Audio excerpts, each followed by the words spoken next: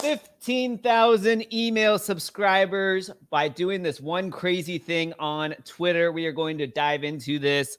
Let's get started right now.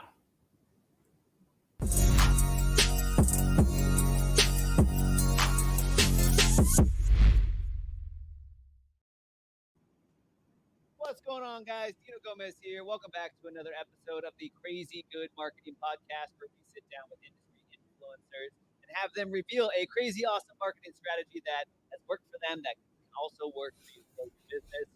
And today I am sitting down with an absolute stud in the industry, the CMO of Ahrefs, one of the biggest SEO tool that there is. You guys, if you're in the SEO industry, I probably know this gentleman right here, Mr. Tim Soulo. Tim, my man, how are you doing? Hey, Dina. Thanks a lot for inviting me to your show. Doing great. What about you? Doing amazing. It's been a moment since we got to catch up, dude, so I very much appreciate it. And we were talking, and we're going to dive right into this, guys. We were talking, and you guys at Ahrefs were launching a new product.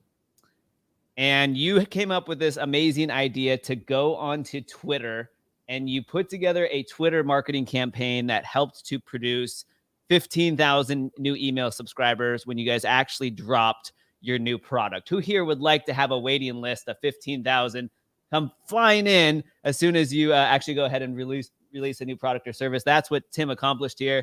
Tim, what happened? What were you doing on Twitter to cause such a commotion? First of all, it wasn't really a waiting list, so it was the actual registrations when we launched the product. But here's the backstory. Basically, we wanted to launch a freemium tool, and this is important that it was a free thing because people like freebies. If you want to promote a paid product, you might not be as successful as we were with that launch. So basically, we wanted to launch a freemium product at Ahrefs, and we wanted to basically get industry's attention. And we were thinking like just announcing it once it is live wouldn't probably generate as much interest, because if you think about how social media sites work, whenever you post something on Facebook or Twitter or LinkedIn, it will only get shown to a fraction of your subscribers, unless of course it is something extremely viral, when it would blow and like reach thousands and thousands of people. So we thought that just announcing, hey guys, we launched this freemium tool, come check it out, announcing it once wouldn't help us to reach as many people as we wanted to reach. And like announcing it 5 times, hey guys, did you try it? Hey guys, did you see the announcement? Would be quite creepy. So we decided to go the other way around and do some teasing. So we wanted to tease that we're launching something, because each of those tweets that were teasing that we are about to launch something would generate some awareness. So people would expect that something is coming. So with each tweet, we'll be reaching more and more like a different percentage of our audience, so to say. So we decided to do the in a way classic countdown timer, where companies announce that something is dropping on this date and they do countdowns. So we basically designed 5 numbers from 5 to 1 and just cryptically tweeted them without saying anything. For the later tweets, we actually wanted some engagement, so we asked the question like, what do you guys think we're going to launch, which also generated some comments and gave more reach to our tweets.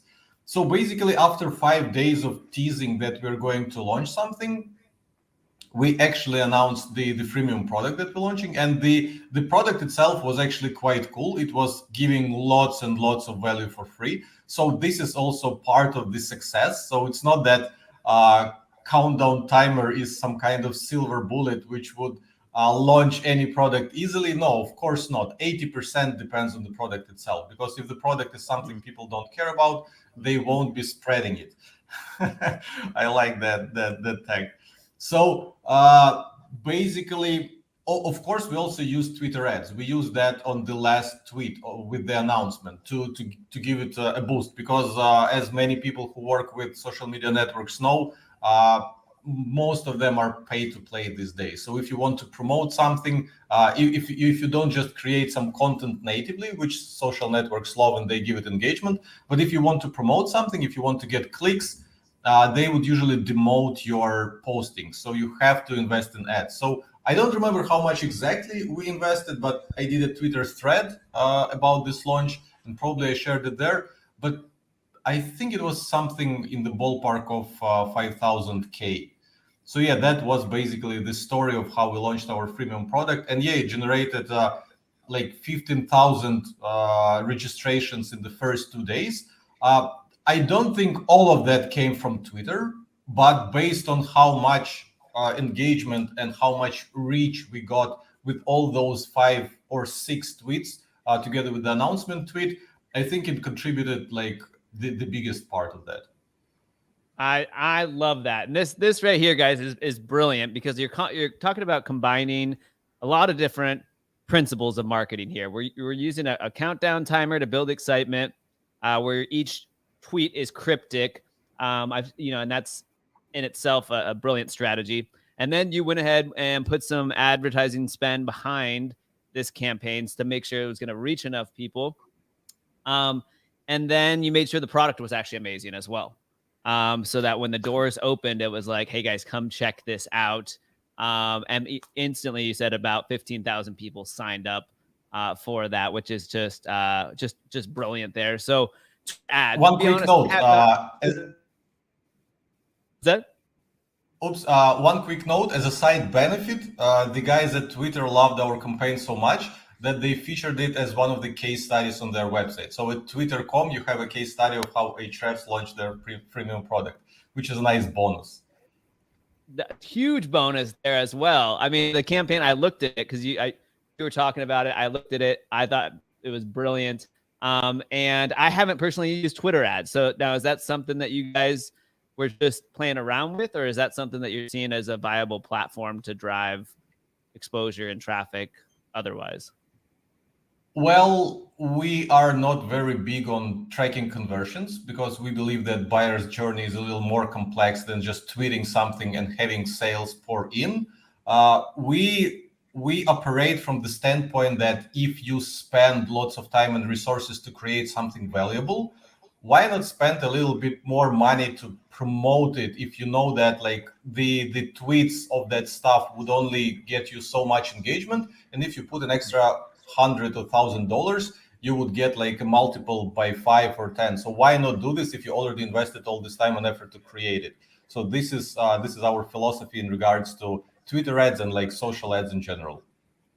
Makes sense. Yeah, if you're gonna, well, like you said, probably at least 10x the exposure by putting a few ad dollars behind the actual campaign. And so I loved that story there, which I thought was brilliant. Now, the other thing that we have to talk about that I think is so cool, and is a form of social proof marketing. I'll let you break this one down. But what are your thoughts on how a comparison page should function or be designed otherwise? Because I had not seen this one before, but after reading why you guys designed your comparison page in this manner, I think it makes a ton of sense and probably makes a massive difference for that trust that you guys have built up with your brand. Yeah, so I'm happy we have quite a unique comparison page. I didn't see many of those from other companies. People can see it if they go to ahrefs.com/VS, like stands for versus. And how it came to be, basically, I've seen lots of conversations again on Twitter about the marketing value of comparison pages. That you have to own like that search traffic. People do want to compare your solution with other competitors, and you have to like be in charge of the conversation. You have to show your standpoint and blah blah blah. But at the same time, everyone understands that those comparison pages are incredibly biased. So what companies do is they just create like a 2-column or 3-column comparison, and they cherry pick only the points where they win and try to omit and not talk about the points where their competitor is better. So we didn't want to do this. And of course, we didn't want to create like the full comparison. Okay, here are like 100 things how we compare to other competitors of ours. SEMrush, Moz, Majestic. Here's what they're better at. Here's what we're good at. We didn't want to do marketing for our competitors and show people, look, like they are great at these things, but we are great at these things. Like, why would you want to do it? And at the same time, we obviously didn't want to be hypercritical and create the kind of comparison where we only focus where like we win. Look, they're bad at this, but we win at this, blah, blah, blah, not talking about their upsides. So then totally random, I saw that on different Facebook communities, on Twitter again, or in Slack groups, whenever people post some kind of poll, like what's your favorite SEO tool, or like which tool is the best for keyword research, or what do you use for site audits, Ahrefs would consistently generate like a lot of votes. And that was a lot more than any closest competitors were generating. So we used to just post the screenshots of these polls in our Slack channel, where everyone would be, like posting the biceps emoji and like we're winning everyone, we're so cool, blah, blah, blah. But we didn't really use that in our marketing in any way. So we thought, okay, so these polls are pretty cool, but how do we use them in our marketing so that more people would know that in our industry, we're actually trumping our competitors, and usually by a large margin. And then this connected to our discussions about should we have a comparison page because they're so biased. And then we're like, so we shouldn't create side-by-side feature comparison because that would be biased. But those polls are basically amazing content for a comparison page. And it is objective because like hundreds of people participated in the polls and these were the results. So it's not just an opinion of the company. We are better than this company. Of course, we think we are. So we were like, whoa, this is cool. We should totally do this, and we should bring more exposure to the results of these polls and show the rest of the industry that like this is what the professionals think. And other than this, we realized that, okay, so sharing just the polls alone might not be enough. So we wanted to add something else to our comparison page. And this is where we decided we can just focus on things that only our tool can do. So not comparing, okay, this feature of ours, we do it a little better, our competitors do it worse. No, we focused on the features that are only available in our software. So there's nothing to compare. None of our competitors have it. So we're sharing, it's called like USP, unique selling proposition. These are the unique things about our tool. If you like them, you should subscribe to our tool because our competitors don't have it. And we added, I think, nine top things that Ahrefs can do, but no one else. And this is basically our comparison page. I freaking love it, guys. Brilliant here, because again, the social proof aspect, if somebody visits that page, ahrefs.com/VS for versus, right? They're going to see that you guys are voted as the top go-to tool in the SEO community by all the other SEO experts in all of these different communities. It's not just one community, or it wasn't even just your community. It was a third-party community. Yes. Awesome. And then from there, it's like, here's all the unique stuff that we also offer without doing a side-by-side comparison. And if I can ask you real quick here, Tim, as we wrap up, these comparison pages, do you think, like when we look at analytics and data, like they're popular? Is that accurate? So we're pretty happy that for the queries like Ahrefs versus SEMrush, Ahrefs versus Moz, Ahrefs versus, I don't know, Ubersuggest or something, our page actually ranks quite well, and we're getting, I don't remember how exactly, but a few hundred visitors per day probably to this page. So all these people are seeing how popular we are in the community and what are the unique features of Ahrefs. So even though we're not big on tracking and attribution, we're not really tracking how much this page contributes to the sales that we have. But if you think about it just logically, if you apply some common sense, people are looking to research like Ahrefs versus SEMrush. They find our page in Google, they land on it, they see the polls, they see the unique features that we have. Does this leave some mark in their like subconsciousness or in their consciousness about like which solution should they go to? I think definitely it does. So there's no question if this page is helping us or not, because again, putting up that page is not a massive spend of resources. It's just like a basic HTML page with some like nice styling, and that's it. We forgot about it. It's not like we were building links to it or something. It started ranking by itself. So is it a good spend of marketing resources? Yes, definitely. I'm pretty sure that it is helping us. I freaking love it, guys. Drop a comment, right, with one of your takeaways so far today with Tim, because a couple big ones. Boom. How to properly utilize Twitter, right, to create a viral-esque marketing campaign that can generate a ton of buzz for you, right? And then another brilliant strategy here with the comparison page, the way that you're using social proof there. And I know that you're very active in all of these online communities, checking out what's kind of the word on the street about your brand, people receiving you guys. One thing that I admire about you guys, amongst all the other things, is that you guys are consistently going to the community and saying, hey, what do you guys want to see? What can we do better? What should we do different?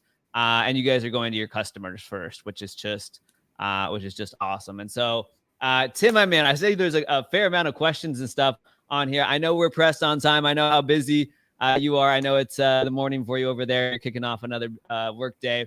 But I appreciate you being on the show with us today and hanging out, man. You and I could sit here and talk for so long because you shared with me this long list of cool things that you guys have done. We only have time to sneak in a couple here. But for those listening in, what's the best way for folks to get in touch with you, Tim? And even if you want them to get in touch with you, what would be the best way for them to do so? So I'm most active on Twitter at Tim Soulo, and usually I share all the snippets of wisdom that I'm learning in my position at Ahrefs on Twitter. So come follow, ask any questions, comment on whatever I'm tweeting. Let's chat. Awesome. Awesome, my man. Well, Tim, we appreciate it. We appreciate you guys being here. Again, drop a question. It will help you remember and retain the awesome strategies that Tim shared with us today. That's it for this episode, guys, of the Crazy Good Marketing Show. We will see you guys next time. Thanks, buddy.